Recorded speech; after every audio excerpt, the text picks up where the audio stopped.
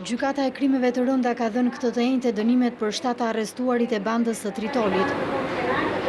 Të pari që ju komunikua vendimi ishte vrasësi me pagesë Julian Sinanaj, i cili u dënua me 35 vjet burg, nga të cilët 30 vjet do t'i kryej në një burg të sigurisë së lartë dhe 5 vjet në një burg të zakonshëm.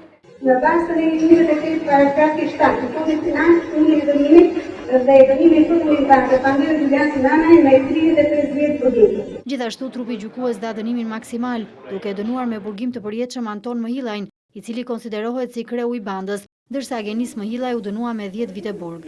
Krimet e rënda i dënuan pjesëtarët e tjerë të bandës me përkatësisht 8 vjet Ndriçim Gjokonajn, 19 vjet Marion Mitron, 8 vjet burg Albin Meçajn dhe 5 vjet burg biznesmenin Ilir Karçini.